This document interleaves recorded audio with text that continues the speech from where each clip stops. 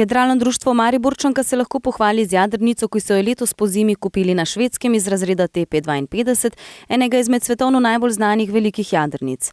Ciljajo na še boljše in bolj konstantne visoke uvrstitve. Njihovi dosedanji rezultati so prinesli nekaj zelo lepih uvrstitev, v jadralnem medijskem svetu pa so tudi že poznani. In glede na to, da nastopamo na področjih, odkoder prihaja veliko gostov v Maribor, na Pohorje, to pomeni na Slovenskem Primorskem, v Dalmaciji, tam smo seveda tudi precej pojavni v medijih, smo ponudili sodelovanje Zavodu za turizem Maribor, v tem so videli svojo priložnost in so jo seveda izkoristili. Naše jadrnice ne krasi samo logotip Visit Pohorje, Visit Maribor, ampak na drugi strani premca tudi logotip za Staro Trto. Žvan, ki je sicer zaposlen na Večeru kot vodja marketinga, na vprašanje, kdaj je prišlo do podpisa pogodbe o medsebojnem sodelovanju omenjenega društva in Zavoda za turizem Maribor Pohorje, odgovarja. Torej, natančno ne bi vedel, ampak mislim, da tu nekje na konec zime letošnje.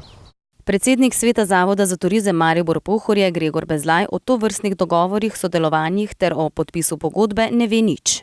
Glede sodelovanja med Zavodom za turizem Maribor in tem podjetjem nisem bil seznanjen, prav tako nisem videl pogodbe. Tudi nisem bil vprašan ali pa konkretno, da bi nekdo prosil za kakšno mnenje ali pa kaj v zvezi z tem, tako da nisem seznanjen ne z vsebino, ne za pripravo pogodbe, prav tako pa tudi ne za samo vrednostjo te pogodbe.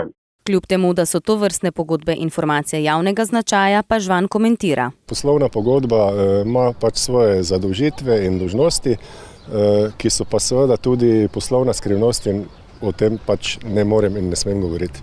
Ker gre za javna sredstva vseh Mariborčanov, ki so bila plačana Zavodu za turizem strani mestne občine Maribor, smo za informacije javnega značaja zaprosili tudi Zavod za turizem Maribor Pohorje, vendar so nam pisno odgovorili, da žal vam do želenega termina ne moremo posredovati odgovorov. Pričakujete jih lahko v naslednjih dneh. Gregor Bezlaj misli ukrepati. Bom pa glede tega poprašal in pa tudi posredoval elektronsko sporočilo gospe direktorici za natančna pojasnila. Saj smo v času od decembra do sedaj že imeli tudi dejansko in poročilo lanskega leta, tudi sprejetje plana za poslovno leto 2018, kjer so bile tudi ena izmed postavk dejansko sponzorska sredstva ali pa sponzoriranje športnikov v sklopu ali to športa ali katere druge kategorije in posebej specificirano ali pa kaj glede tega sodelovanja ni bilo. Z objavljanjem informacij javnega značaja pa nimajo vsi težav. Na spletni strani podjetja Energije Plus smo zasledili, da so tudi oni sponzorji regatne jadrnice Aseline 3, 8-kratno pokalno zmagovalko Slovenije v tekmovalni sezoni 2018-2019.